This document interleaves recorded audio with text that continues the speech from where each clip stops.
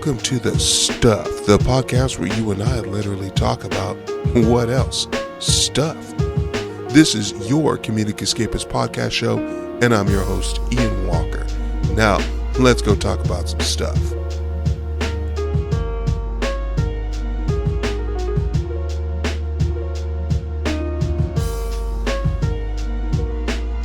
little bit. I bought myself a Dutch oven for the first time because, your boys got to learn how to make one-pot meals. I've been buying a lot of food outside of, I've been utilizing DoorDash quite a bit during this quarantine, and it's not cute. I've been spending so much dang money, as I'm sure the rest of you all have since the shelter in place type of situation's been going on. So, your boy's been spending a grip of money, spending a grip of cash, and I mean hundreds of dollars. It is bad. Like, on top of spending money for food at work, for getting lunch at work, and then going home for dinner, and buying myself some wings and stuff. It's not cute. I've been sitting up here just festering, just getting bigger. Quarantine 15 and turning quarantine 20. It ain't cute. I gotta start hanging back with the money expenditures for real. So I decided that you know what, your boy Ian has got to start cooking for himself. And I don't mind cooking. I like cooking. You guys know that I enjoy making food. If you guys follow my Instagram, every once in a while I'll throw up some recipes that I'm doing. Actually, if you looked at my Instagram on my personal page, I didn't put it up on the Stuff podcast page, but I put up, some stuff of me, whatever I'm cooking at the moment. And I threw up a deal with my spaghetti that I made. Let me turn this light up more. There we go. Much brighter. Excuse the siren in the back. They're coming for me. I don't be doing nothing. Anyway, so they see, what was I saying? Here we go. So I got myself a Dutch oven, and so I was cooking on Instagram, and usually I put it on both of my pages, but I didn't, only put it on my personal one. But I show people what I'm cooking and what I'm making, and people are like, "Oh, that looks so good." Yeah, and also to show that your boy can cook. I'm single. I think that'd be a nice thing that I could show off. You don't have to cook every night, when you're with me, which is good. It's a good thing. Nah, but buying a Dutch oven, I never did that before. Before I bought one, I wanted to make sure that I got the right one. The way I go about doing my research for stuff is I'll go on YouTube first to look something up. I do a combination of things. I'll go on YouTube and I'll go on the internet, and I'll spend a lot of time researching something that I'm possibly interested in doing. That could be anything from, in this case, getting a Dutch oven, to going ahead and getting, learning how to do something. I will do as much extensive research as I can before I commit to the process of doing it. One, because I know that I can do it. And two, if it seems feasible. If it doesn't seem feasible, I'm not doing it. And that's why the research part is so important. But if I get to YouTube stage, it's an 80% chance that your boy's going to end up doing it. So if it gets to that point, and so that's what happened with the Dutch oven. I looked up a lot of information on Dutch ovens, what they were, how people used them, what kind I wanted to get, because there's apparently the kind that's a big old cast iron one that you gotta prep and prime like a cast iron skillet. And I ain't got time for all of that. I don't. So I went and set up for the ceramic one. It's a nice light blue color. Why? Because blue's my favorite color. And it's got the white ceramic insides to it. And those were a lot of the videos that I was looking at. The ones who use a Dutch oven in the kitchen instead of on like a grill or something, they had the ones with the white inside, which is cool because when you're cooking, you can see, some recipes call for you to caramelize onions or to make sure your vegetables are translucent before you add in your other ingredients. When you have the white ceramic, you can actually see that as opposed to a dark one. See, that's what I learned. And I was like, oh, snap. Okay, okay. So that's what I did. And I ended up learning a lot of different things when I made my spaghetti. I went cheapo. I boiled my noodles, of course, but I went cheapo. I didn't make my sauce this time. Usually I do make my own sauce, but this time I didn't feel like going through the whole motions of getting tomato sauce, tomato paste, getting all the herbs and spices, going through that. I just didn't feel like it. The diced tomatoes, all of that, I didn't feel like it. I just wanted to create a one-pot meal so I can take it, eat it for a couple days, take it to work, so I could stop eating out and buying all kinds of doggone food, and I'd be good, you know. So I bought it, and it was really cool. It was really cool experience. One thing that I love about it, that sucker gets hot quick, quick, and the whole pot gets hot. Not just, how like nonstick pans you get, the handle don't get hot. It's just the stuff inside. Nope, not with a Dutch oven, you guys. No, that whole thing gets hot. So you got to make sure that you get, hand mittens or the little pot holders. Because if you don't, you're going to mess around here and peel off your hand skin because you didn't touch the pot backs and just like a skin, like a snake molting and stuff. Nasty visual, nasty visual. Anyway, so yeah. But it gets hot really quick. If you're not careful, your stuff burns super fast. I learned that. I learned the name for baby portobello mushrooms. I didn't know that they were called cremini mushrooms. No bougie name. They got a bougie name for baby portobellos that aren't full grown yet, you know? And then it made me think, how come children don't have a bougie name for them when they're tiny humans? But again, that's me overthinking stuff. And so when that happened, I was like, you need to stop because that's just you doing too much right there, bro. Just stick with the cremini mushrooms. It's good. Don't think about children. Like that has nothing to do with this. So, yeah, I put that in, put my sauce in, put my noodles in, got a bunch of turkey.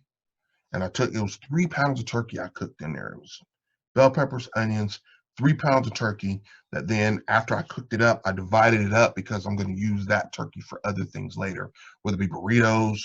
I'm thinking burritos. I'm thinking tacos. I'm thinking laying it over some rice. You know what I'm saying? Again, to keep the meals going for the next couple of days. Why? Because it's importante. Just kind of prepping without prepping, So in burritos, I got burrito stuff because I make my own burritos because they're delicious. So yeah, I got all kind of stuff, but I'm super happy with my my Dutch oven. I have a roommate, and she would always be like, "Hey, you put back my pots when you use them. I don't know if you use them, but put them back." And I did, but the one time I forget, it was like I'd always forget. So I'm like, look, how about you just get your own pot? When you're not using it, you put it away in your own spot, and you're all good. So worry you ain't got to worry about. It keeps peace, and everybody's happy.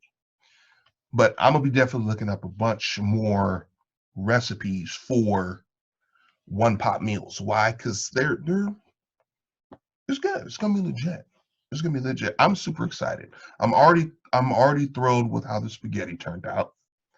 And I'm gonna do a spaghetti again down the line with it, with my own sauce and everything. Pardon me, I'm kind of, those of you watching live, I'm on here looking at my iPad. Why? Because I gotta bring up all my information. And I keep asking you guys why every time I do something. But welcome to the Step Podcast Show. That's what we're gonna do. So yeah, I got a bunch of ideas. I'm thinking about doing a chili next time, a good delicious chili. I'm thinking about making a good and delicious jambalaya. I make a bomb 3-meat jambalaya: shrimp, chicken, and sausage jambalaya. And I put in all my favorite peppers, my serrano chilies, habaneros, my jalapenos, again with my bell peppers as well, and onions and stuff. Whew. I know I'm sitting here getting hungry thinking about it right now, so I know you guys are getting hungry. Yes, sir. But yeah, I got a lot of, I'm excited. I've never had a Dutch oven. And what's cool is that you could put this Dutch oven in the oven, so it's oven safe up to certain degrees. So I'm excited. One of the things I want to try out is no knead bread. I want to make bread one day, and you can make it in this Dutch oven. Now the only problem is the cover to the Dutch oven, I realize, does not withstand the heat that's necessary to bake it. So I got to figure a way around that. Maybe I need to get like a glass cover and just use it to do it that way. I don't know. I'm gonna figure that out though. Maybe some of you guys can give me some suggestions. Help me out on that, because the top of the Dutch oven only is oven safe up to 375 degrees with the top on. When the top's off, it's up to max. But the bread and the no-knead bread requires 475 degrees. That's way over that. It's way over. So I've got to figure out a solution on how to deal with that one. So uh, so that'll be fine. That'll be good. This week was a good week, though, for me. You know, got a Dutch oven, um, did a lot of things regarding the podcast, got a lot of plans, and I'm going to talk about that next segment. And I'm going to be talking about a palm restaurant that I went to go eat at, y'all. Oh, such a good restaurant. It's delicious. So good. And I'm going to be talking about that some as well. So make sure you stay tuned for that, Lord. Yes. Let me see here.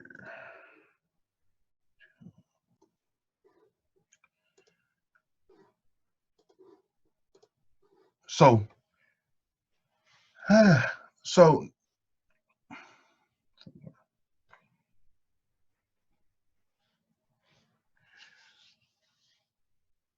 so a few weeks back, I went with my co-host, Tefa Ornelas, to a local Mexican restaurant called Aki Fresh Mex.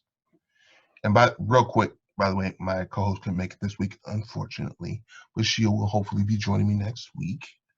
But yeah, we went to a Mexican restaurant called Aki Fresh Mex. It is in Marina, California. The owners of the restaurants are friends of mine who I've known for quite a while. I known the owner, David Hernandez, since I was when we were younger. We went to school together for a little bit of time, and then his wife, Isabel Escordia, is the head chef of this place. Y'all, when I tell you that I have found the best tacos I have ever had in my entire life of living, I kid you not. Okay, I can't tell you the deliciousness of of these tacos. I can't. It was amazing. It was the bomb. We're gonna talk about this again once Stefa comes back, because she has her own thoughts on it as well. But I told her about this place, and inside it has this ambiance of like Texas Ranchero meets fine dining. It's like that cool fusion, and it is crazy. It is crazy. The decor is neat. It's cool. It's a beautiful place to just hang out and just listen to give music. I think they have a person that comes in and plays music every once in a while. It hasn't happened lately because of the quarantine, but when it was, in full swing, they would have that. And this time when I went in, this was the second time I went to the restaurant, and I ordered tacos. Ooh, a yawn. It's a little late.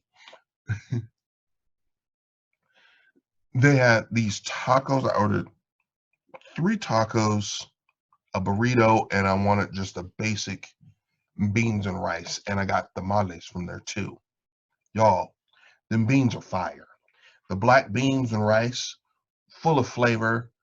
The burrito, again, full of flavor, just made out of pure unadulterated deliciousness that was just like, man, I was I was blown away.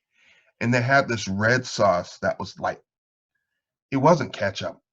It tastes, it added a taste to these tacos that I really I can't describe it. I don't know. It's something you literally have to try for yourself because it was insane.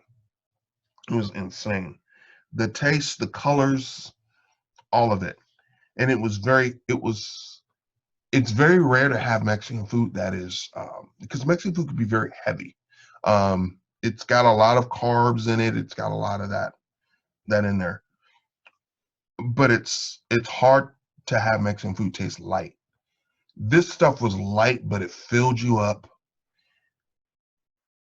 and it was.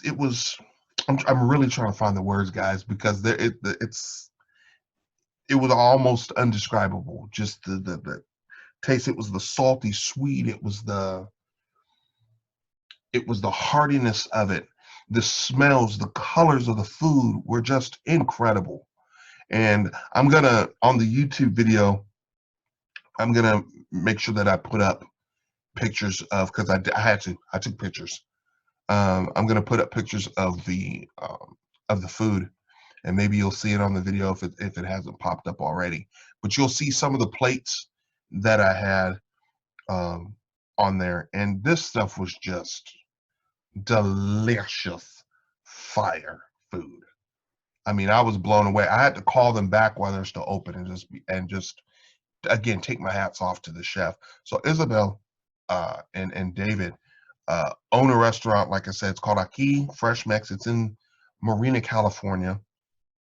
It's the next town over from where I live in Monterey, and they do an amazing job with their food. And I know Tefa was super impressed as well. She's really picky with her food, and especially when it comes to Mexican food, as she should be, because that's it makes sense. You have to be. So I'm looking forward to hearing, because I'm gonna go back and we're gonna talk about it again next week, because I want to get her thoughts on the food and what she thought. Because I'm interested to know what she thought. She loved it. She loved it to death, and she was pleasantly surprised, which I'm good. And usually, I do consider myself kind of a foodie, and so when I suggest people to go eat somewhere, I take pride in it. Just know, if I'm suggesting a place for you to go eat, I'm suggesting it for good reason. It's not gonna be jank. It ain't gonna be bunk. It's not gonna be nasty. That's for sure. Because I don't play with nasty food. Okay, I don't even bother to talk about it. I ran a food blog, which is the same as this segment here, D's Palate, and on my blog, I wouldn't talk about, if a place was trash, if a restaurant is trash, I don't even talk about it, because I honestly believe the lack of words says more about the quality of something than just bashing the restaurant. And also, too, kind of keeping in mind that these people are making a living as well, and also there might be some people who enjoy it. Might be some people that enjoy it. It's just like here in town, people love the Breakfast Club and First Awakenings. Let me tell you something. Places not Those two places, in my opinion, overrated. Not my cup of tea. But there's a lot of people who do like it, and they do have some decent things. But you know, again, that's just my opinion. If I think it's not good, I'm not gonna bring it up though, because that's just how I feel about it. I don't think it should be worth. You should waste your breath on something that you're not happy with. Don't bring it up. So, but when it comes to Mexican food or soul food, or when it comes to just a place, a lot, especially those places that pop off at the mouth. We have the best barbecue. We got the best this and that. I'm coming for you. I am coming to see you, because if you do pop off at the mouth and your food is garbage,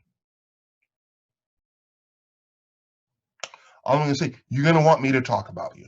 So that's a nice warning I guess to everybody, if I come to your restaurant after glowing praise reviews, okay, I do a podcast. If I come glowing praise and reviews and I come to your spot and I am not satisfied and you listen and I don't talk about it ever,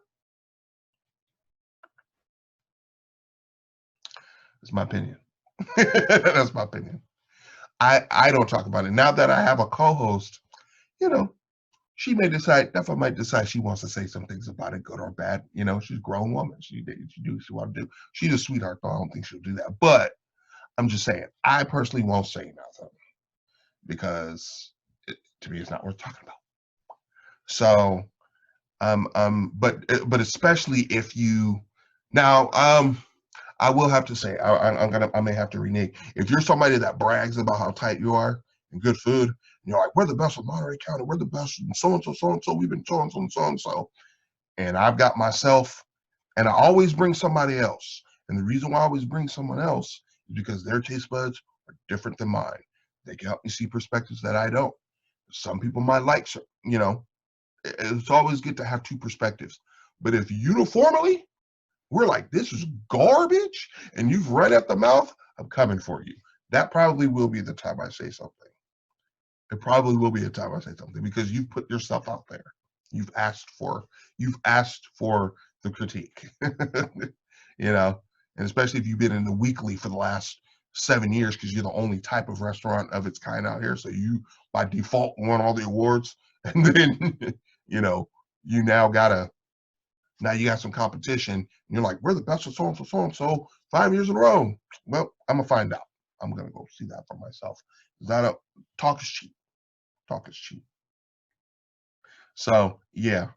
But Aki Fresh Mex is a spot. They are very humble, very awesome, kind people.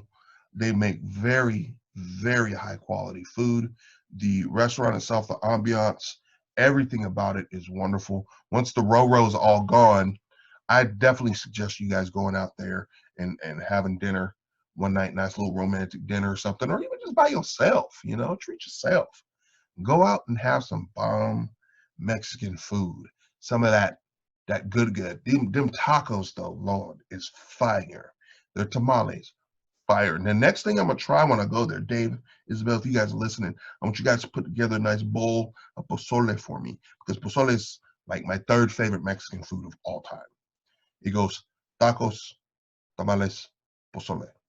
So you come at, I want to try some pozole. So if you ever make pozole, if you're listening, guys, you make pozole, I'm coming out there to get that because I want to see how you do that. My goal is to try every item on their menu that my stomach can take.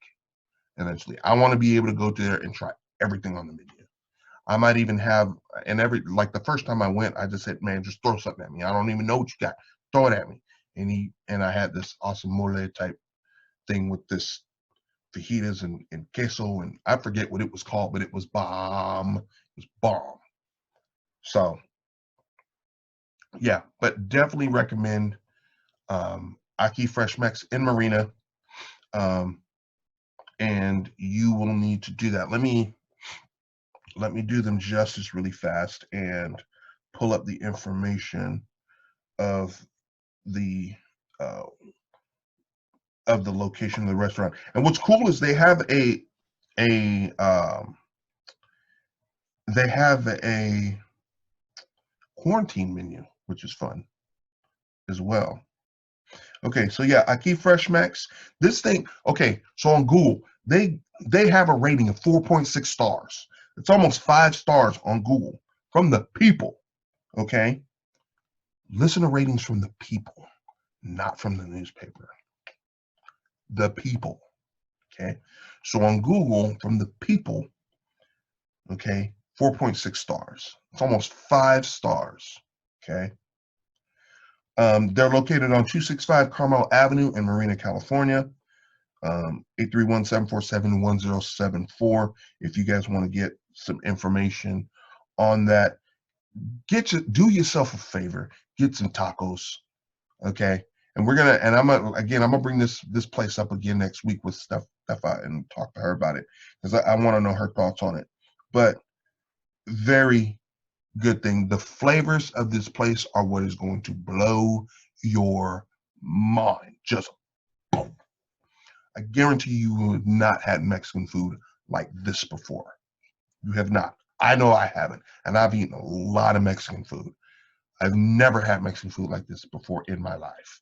It's the best experience ever, ever. Okay, ever. So do that again.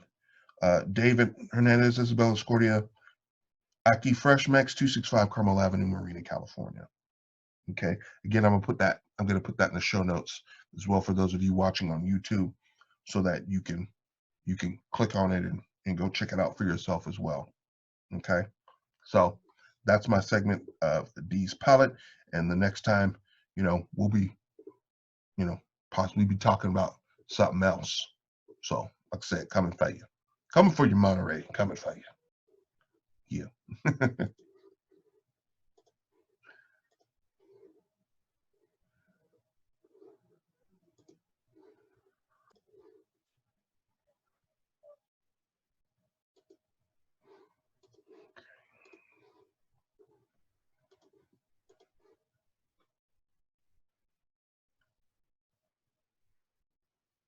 So on Saturday, I had done a phone interview on a live Instagram feed. Shouts to Masa Balarasa, my man Rob from there. He had me on his show doing a phone interview. I'm bringing up the information right now because I want to make sure that I'm saying the right stuff here. But I was on his live podcast over on Instagram Live, and I had a great time. Masa for Verasa. He's a podcaster, my dude Rob. So podcaster, oh my gosh, I'm repeating myself. My man Rob, another local podcaster from Salinas, uh, close to where I'm at, had a great show. He had me and Thefa on the show talking about, he was bringing in all the other local podcasters, talking about the show, kind of giving them some exposure, what their podcasts were about. And I ended up finding out about a lot of cool new local businesses and also other podcasters um, in the area. And I found out that there are a lot of other podcasters in just where I'm at in Monterey, which is awesome, which is super cool. And because I've been kind of doing some research and I only knew that there was a few. I knew that there's some podcasts out in San Jose area, more towards the Bay Area and things like that. But an idea that I had made, um, kind of brought out to the open to everyone while on that phone interview, was an idea that I've been mulling around my brain for a little bit of time, and that is of a podcasting conference or convention of sorts. And I announced it on the show because I think having a podcast show convention is super important. And I got the idea uh, um, from a show that is done yearly, but it's mostly done like on the East Coast and in various cities. It's called Podcast Movement, and I it is one of my dreams to maybe attend that podcast sometime in the future, and I would like to go there. But the problem is, it's a lot of money. You can't go out and travel all the time. Just can't pick up and go. You got to prepare ahead of time. All of that stuff. It's like, oof. So I thought, I was like, you know what? There isn't a podcast convention close to here where other podcasters can meet and talk and network with each other, give each other information, trade swap stories, give each other tips on how they've gone about doing things in the business and all of that. And so I decided that I wanted to start on the road of creating a podcasters convention here on the Central Coast for those of us ranging from Monterey, Marina, Salinas, all the way up to the Bay Area, and uh, and over to the Central Valley as well. Kind of like this circle where people can converge and really make it cracking. Now, the reason why I'm talking about this is because when I announced it, the idea really resonated with a lot of podcasters, and it takes somebody making the initiative, because it's one thing just to talk about something, have a plan, kind of plan on doing something, but it don't mean jank if you ain't actually gonna do it, right? It don't mean nothing. So but once I brought that idea out and let people know that I was going to be doing this and I wanted to start putting this thing together, a lot of people were excited about it. A lot of the podcasters, a lot of people sending me messages on Instagram. Hey, if you need help or anything, please let me know. In fact, I want to go through right now and give some shouts to those people who showed love in that aspect and was interested in it. The entrepreneurialist, he's here from in the local area, Salinas. He's offered his help to me. Lady also from Salinas, the Erica Hernandez was there. Talked about that. Of course, Rob, the 831 Comadres. I enjoyed their segment a lot, and so shouts out to you girls. I haven't listened to your podcast yet, but I'm going to do that either tonight as I go to sleep, or I'm going to do it on Monday morning when I go to work. But there's a lot of podcasts that are in this area. My Immigrant Life podcast. Let me see, which one else did I follow? Let me look here. Because I follow quite a bit of new podcasts. Oh, big shouts to the GI Zambrano, by the way. He's been showing me nothing but love here on the YouTube page, the IG, all of that. So thank you, dude. You're a real one. You're real loyal. You're a new future loyal. So I appreciate that. I appreciate all the love. I ain't been ignoring you. I ain't forgot about you. If I don't comment on you right away, which I try to do, if I don't comment or respond, best believe I will bring you up and shout you out on the show. So remember that. But anyway, going over that, the idea is what I want to do. And before I go in further, any other podcasters who are listening to the show right now, I would like some feedback. But I want this to be a show that is not only just for podcasters, but also the podcast fans, the local fans, and where they could come, because during this time that we're living in right now, with the whole quarantine going on and the way things are looking, that it might be going on for a whole nother year or the rest of the year. Right now is the perfect time that any to start a podcast. And so this convention will help people who are fans, people who have thought about putting together a podcast, people who thought about, anything that they've thought about, can get tips and tricks on how to do that.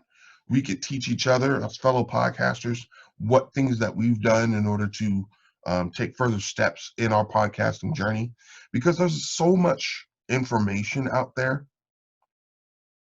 And it's hard to decipher what is good specifically for your brand and what you do as a podcaster, because your audience is different, your subject matter may be different, your genre that you speak of may be different, your personality yourself may be different. So the blueprint stamp that somebody might be giving you in regard to, information, like a lot that we see on the internet or through Instagram for podcast experts, a lot of times those cookie cutter advice things don't always fit what you want to do. I know for myself, in doing this stuff, I've been doing this stuff for 3 years. Okay, 3 years. One of the things I don't worry about are numbers. I don't worry about all that. I just want to create good content. I want to have content that family can listen to and that people can enjoy and talk about later on in the water. I eventually want to be the water cooler podcast people talk about. Hey man, did you listen to stuff the other day, or did you watch the stuff the other day? He was going ham talking about food. He was going ham talking about Superman or the Power Rangers. That dude's a nerd, you know, or that dude's funny, whatever. That's the type of thing I want to build. And I believe in an organic built audience. And I also believe in raw and real conversation. So those of you who've listened to my podcast have seen the growth, but also know that my podcast is extremely raw. You know, I I don't do a lot of heavy editing. I don't follow a lot of scripts. With certain things, I do follow script, but I don't do a lot of scripting because to me, I like authenticity. I like things that are real. And a lot of podcasters are kind of in that same boat as I am in that regard. So being able to meet and talk with people and network with people who have that same mentality, who want to do the same thing or want to express themselves in a certain way, can do that here. Um, the podcast convention is going to be a way for people who want to talk about something through means of a podcast. So we'll show them how to do it. And it'll give them tips and tricks. So I was thinking about having like a regular convention, because I'm a nerd. I go to comic book conventions, and at comic book conventions, they have a lot of panels. They have a lot of guests, uh, uh, a lot of guests and things like that. So I was thinking, and I love the idea of live podcasts as well. I love that. So whoever's a guest at whoever ends up being a guest at the convention, you know will select.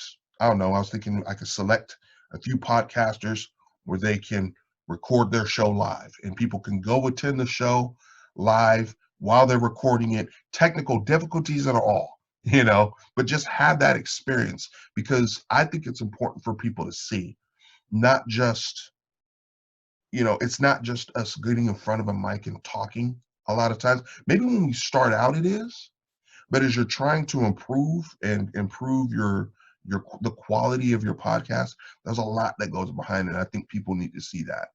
Podcasting has become so easy to get into, that it really takes someone you got to really be consistent with it in order to maintain a fan base. And I think people have to see that. I think it's good for the fans to see that, especially when they attend a live show and see, oh my God, the speaker just blew. What are we going to do? Oh my God, the the Zoom kit, it fell apart, or the Noom kit, it just fell apart.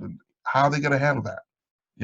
You got to see those things, because then when you see those things, it's like, I don't know if I want to do that. I think I'm good just posting selfies on Instagram and hawking herbal weight loss tea. I think I'm good at that. I don't need to. Or you'd be like, oh my gosh, I love this process. I love everything about it.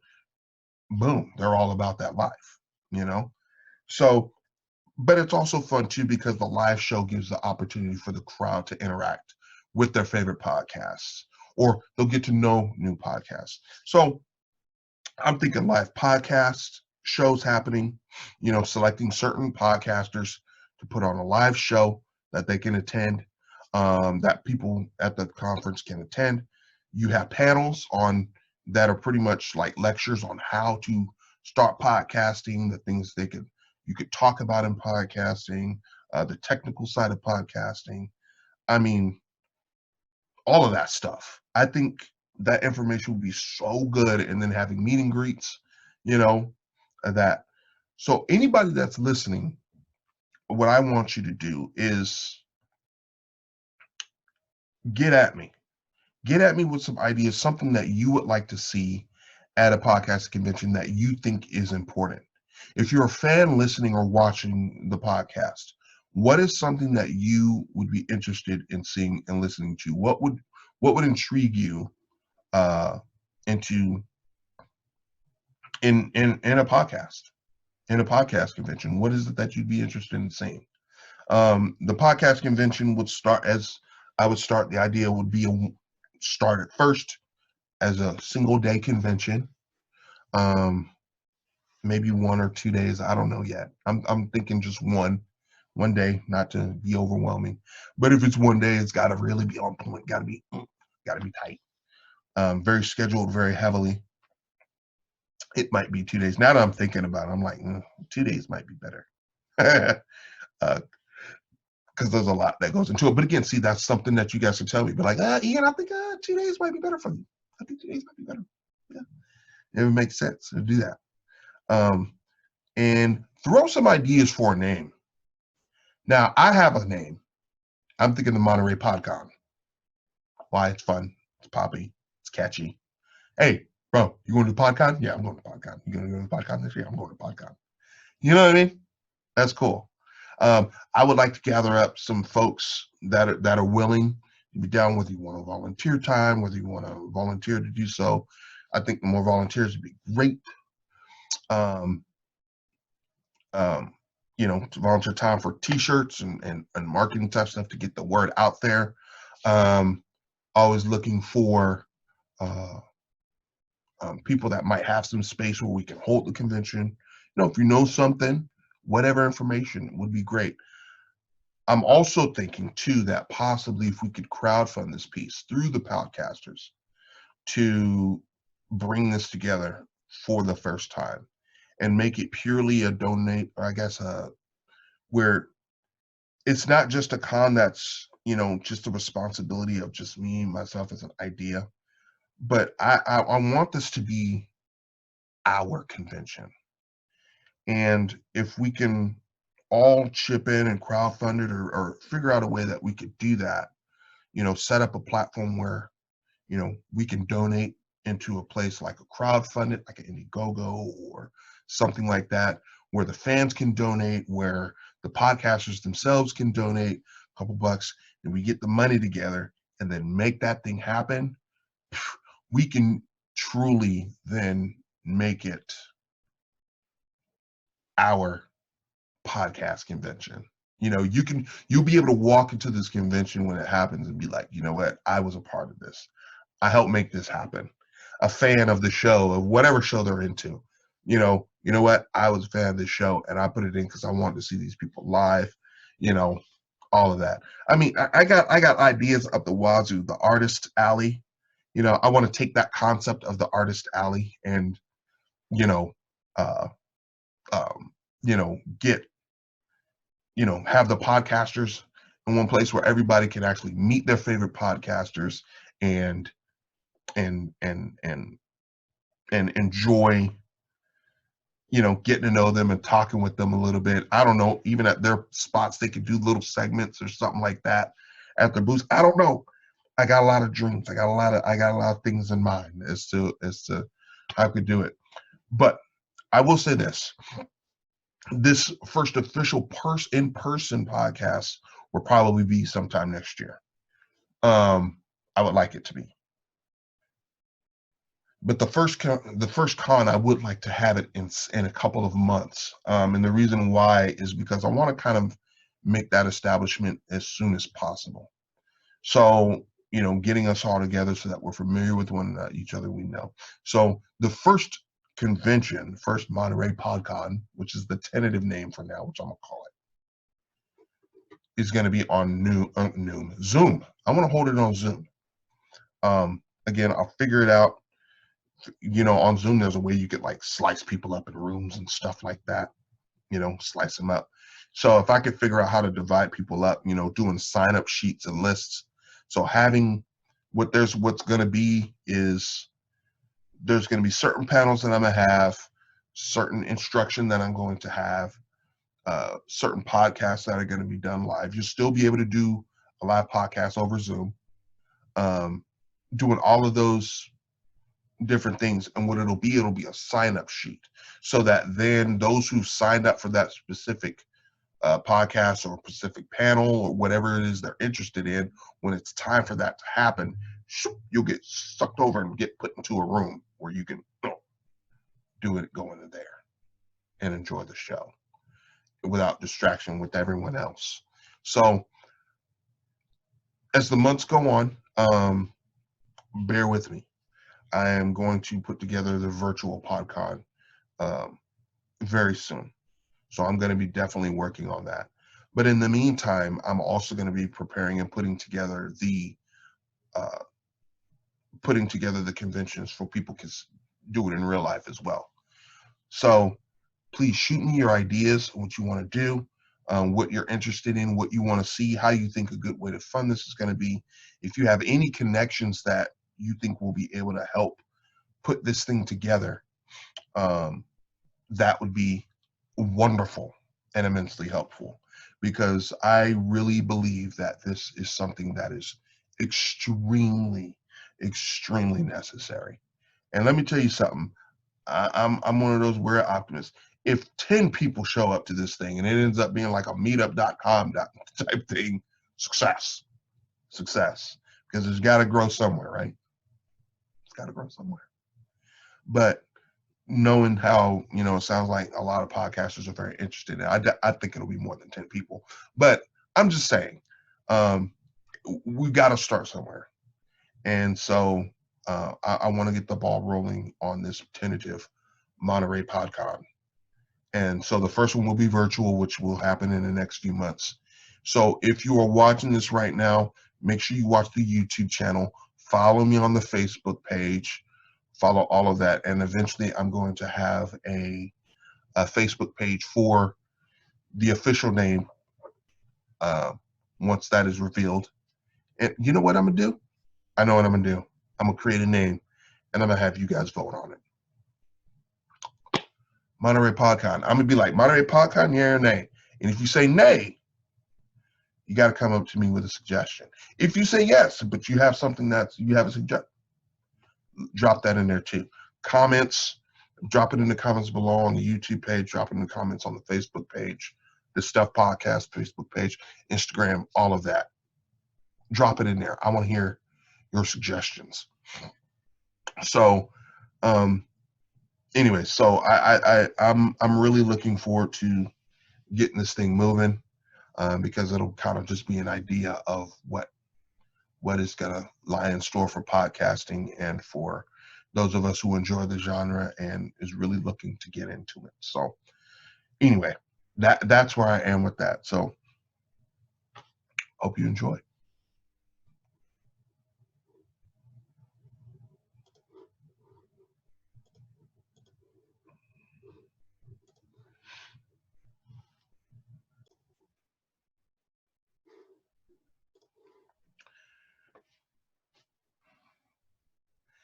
So I wanted to take the time to thank you guys so much again for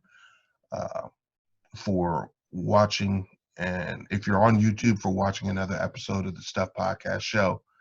I thoroughly enjoy the video format of the show. Now, like I said, you can put a name to the face of the name now, and it's a little bit more interactive that way. If you guys have any questions, comments, or things that you want me to talk about, any subjects that you want to hear, or anything that was brought out in the show today, do not hesitate to drop me an email at thestuffpodcastshow@gmail.com.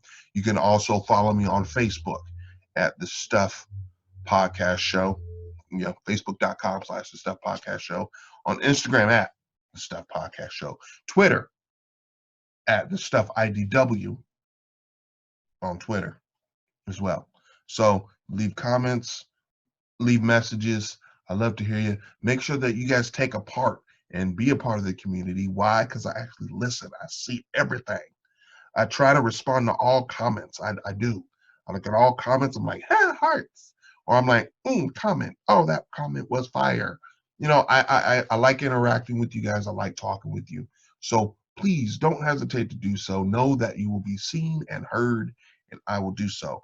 And again, in relation to the PodCon, the idea that I have, I'm going to be putting up a survey for that really soon, as well as information on today's show for Aki Fresh Mex, so you guys can go and try that out, as I brought out in the D's Palate segment of the show.